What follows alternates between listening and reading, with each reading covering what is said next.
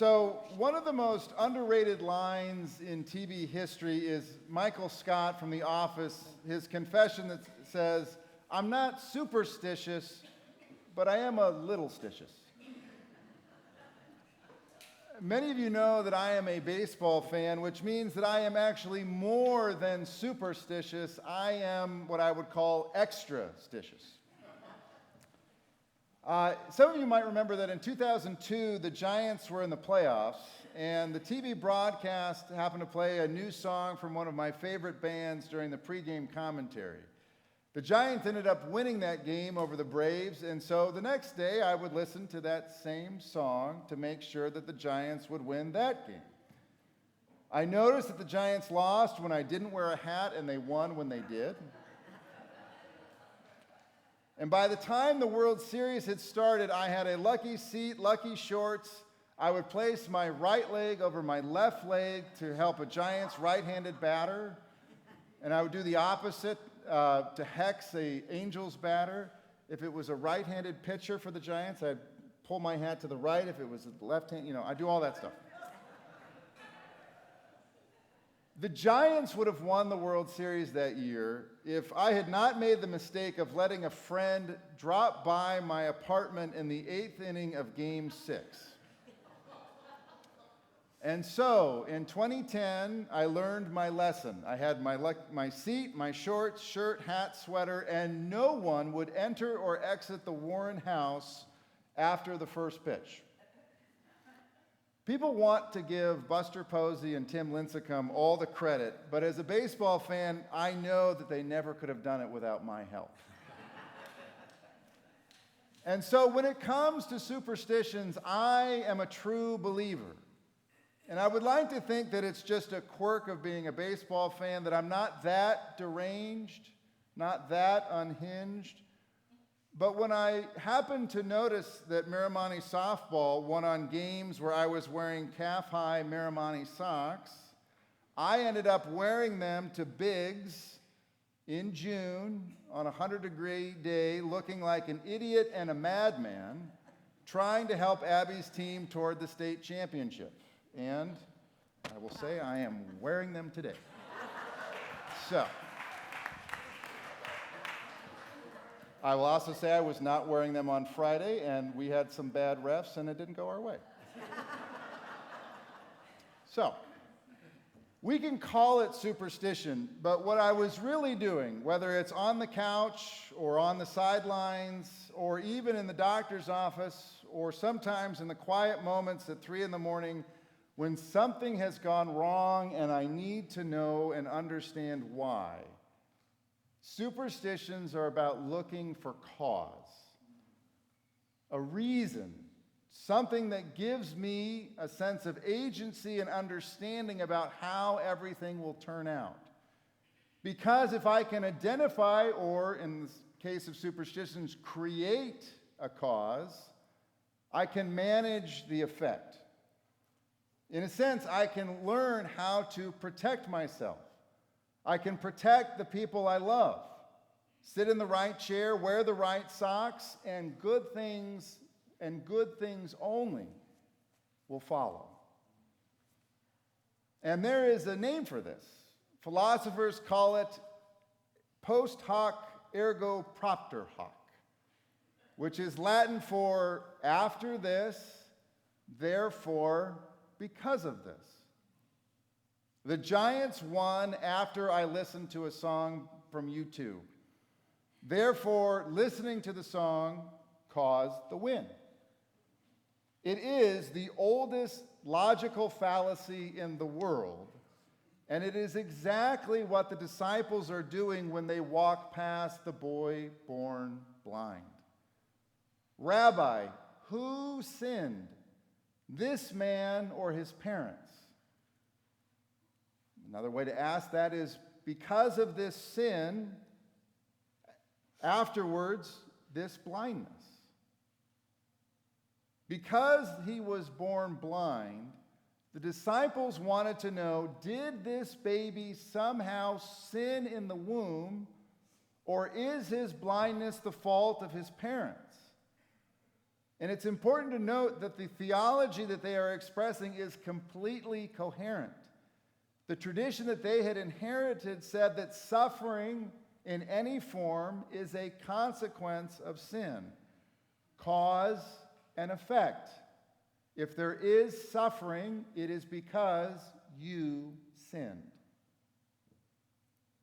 The task then for religious people, for people of faith, is to isolate that variable, sinfulness, and do your best to be safe.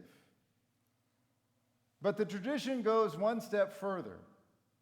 To be born blind is not only a punishment in and of itself, it is also considered proof of a moral incapacity, evidence that this boy was disqualified from being a member of a community of faith. The Pharisees say this directly when they drive him out at the end of the interrogation. You were born entirely in sins, they say to this boy born blind. He wasn't just suffering. He was, in some sense, beyond redemption. And you don't help the irredeemable. You learn to step around and avoid them.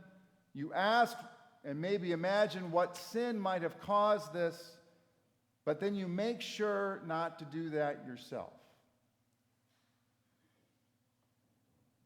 But Jesus dismisses this line of thinking in its entirety. Neither this man nor his parents sinned.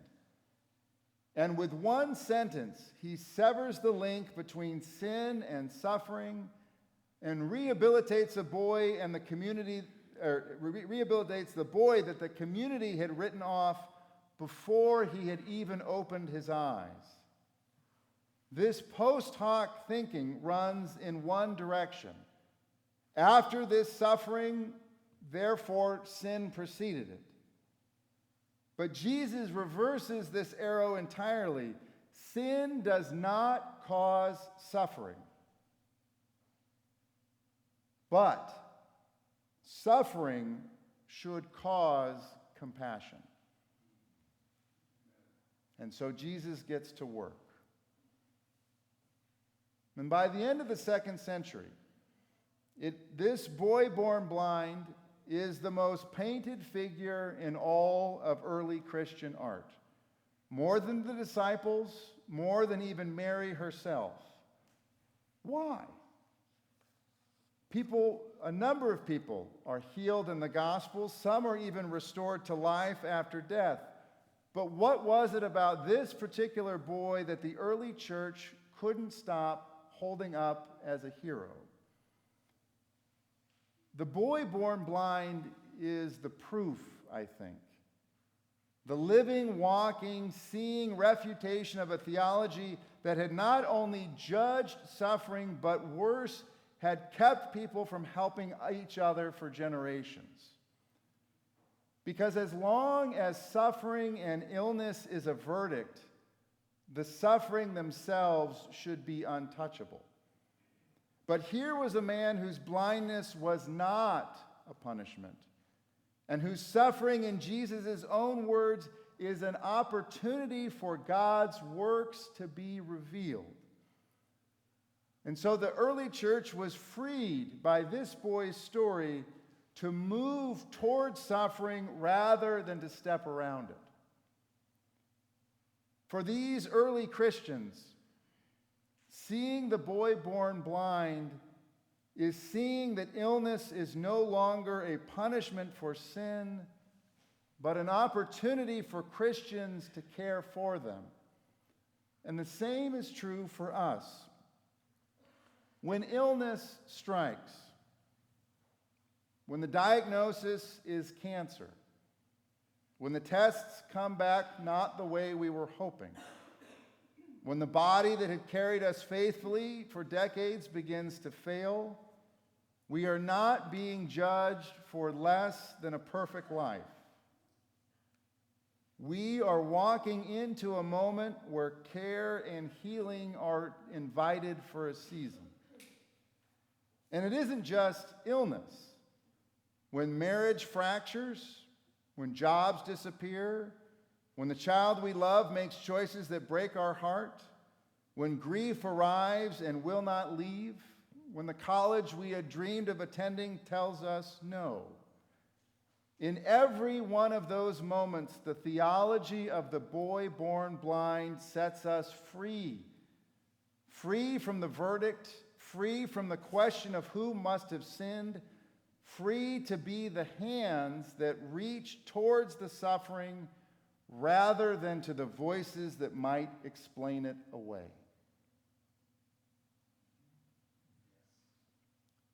The boy born blind is so popular because when we are tempted to look for a cause for life's heartaches, we are now free to refuse it. Post hoc ergo propter hoc ends in this morning's gospel. Suffering in all of its forms is not a verdict. It is an invitation. These early Christians didn't just recognize themselves in the boy's suffering, they also recognized themselves in what comes next in our gospel this morning. Jesus heals the boy and then leaves. It is the longest part of any gospel passage after the Nativity where Jesus is not actually a part of the narrative. And while Jesus is off stage, the boy faces interrogation, harassment, and threats, and ultimately expulsion itself. The neighbors, the Pharisees, his own parents will not come to defend him because they are afraid of what affirming Christ might mean. And these early Christians also knew exactly what that felt like. And yet, for the boy born blind, after each series of questioning and interrogations, his vision clarifies. Who is it that healed you? His first answer is the man they called Jesus. Then a prophet. Then he is a miracle from God. After the miracle that is performed, this boy has a sense of who Jesus is. After the questioning and the harassment comes a conviction of who Jesus is. But ultimately, after the pressure and expulsion comes faith. And so when Jesus returns and asks him directly, "Do you believe in the Son of Man?" the boy says, "Lord, I believe." And he bows down and worships him. But once Jesus cuts the connection between sin and suffering, our calling is crystal clear. While it may be our default setting to seek control, where we are really being called is to offer compassion. When earthquakes level towns and leave families in rubble, we don't consider how many people in that region were sinners. When the floods and fires come, we don't automatically assume that, oh, Jesus is just taking care of sinners. When famine hollows out children that we will never meet, and when warfare drives families from everything they have ever known, we don't debate. We don't wait for a satisfying explanation. Our response as St. Stepheners is to give, to show up, and to go. We want to answer the right question, not what caused this, but how do we show God's works after this?